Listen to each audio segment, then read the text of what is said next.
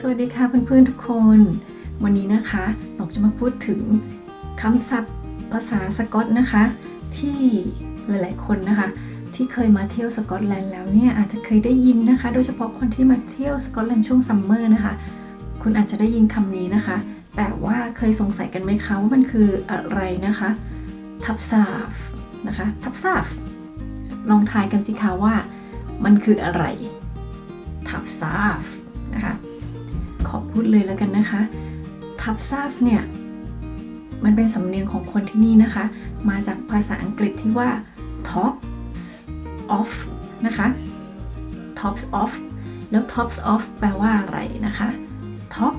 top ก็คือเสื้อตัวบนนี่นะคะก็คือช่วงบนนะคะเสื้อหมายถึงเสื้อทุกสิ่งอย่างนะคะไม่แยกประเภทเลยก็คือ tops นะคะก็ off ก็คือถอดออกนะคะก็คือถอดเสื้อออกนั่นเองแต่คนที่นี่จะใช้คำนี้พูดในเวลาไหนก็คือในเวลาที่มันร้อนมากๆนะคะจนต้องถอดเสื้อออกนี่แหละนะคะก็คือช่วงซัมเมอร์ของคนสกอตนะคะไม่ต้องซัมเมอร์นะคะบางทีสปริงถ้าสมมติว่าวันไหนโชคดีแล้วมีแดดนะคะ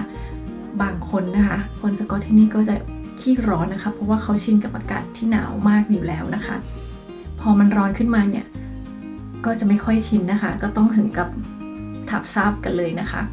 นั่นก็แปลว่า tops off นั่นเองก็คือถอดเสื้อออกมันร้อนมากเหมือนบ้านเรานะคะใส่ผ้าขาวม้าตัวเดียวแบบนี้นะคะแล้วก็เดินไปไหนก็ได้นะคะนั่นก็คือ tops off นะคะเพราะฉะนั้นถ้าเพื่อนๆมาเที่ยวที่สกอตแลนด์ช่วงซัมเมอร์เนี่ยเราเห็นผู้คนนะคะเดินใส่กางเกงตัวเดียวก็ไม่ต้องสงสัยนะคะมันเป็นเรื่องปกติของที่นี่นะคะเพราะว่าเขาร้อนกันมากเลยนะคะแล้วก็ใส่เสื้อกันไม่ได้เลยทีเดียวละค่ะแล้วหลายๆคนก็จะได้ยินคนที่นี่จะพูดทับซาฟนะคะซึ่งเขาก็หมายถึงว่ามันร้อนมากนั่นแหละนะคะจนต้องถอดเสื้อออกทับซาฟเวสเตอร์ก็คือเป็นอากาศที่ต้องถอดเสื้อผ้าแบบนี้นะคะมันร้อน มันร้อนโดยปกติคนที่นี่ก็ใส่เสื้อแบบแน่นหนารัดกุมนะคะเพราะว่ามันหนาวนะคะส่วนมากเลยทั้งปีก็จะหนาวมากกว่าร้อนอยู่แล้ว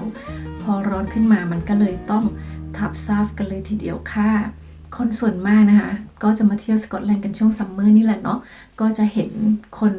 ที่ไม่ใส่เสื้อตัวบนนะคะใส่แต่กางเกงก็จะถอดกันแต่ผู้ชายนะคะผู้หญิงก็อาจจะใส่เดี่ยวอะไรแบบนี้นะคะหรือว่าเกาะอกก็เป็นเรื่องปกตินะคะก็ไม่ถึงกับต้องถอด ผู้หญิงก็ไม่ได้ถอดกันนะคะแต่ว่าอาจจะเป็นเสื้อใส่เดี่ยวอะไรแบบนี้นะคะก็เท่านั้นเองหรือว่ากางเกงขาสั้นแต่ผู้หญิงก็ยังไม่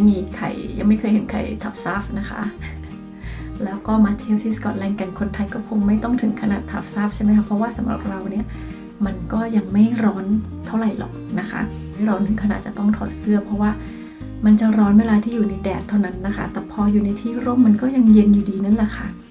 มันก็จะสบายสำหรับเรานะคะก็หวังว่าทุกคนจะชอบนะคะคลิปนี้แล้วอย่าลืมกดไลค์กดแชร์กด Subscribe นะคะจะได้ไม่พลาดคลิปต่อๆไปค่ะวันนี้ลาไปก่อนนะคะสวัสดีค่ะ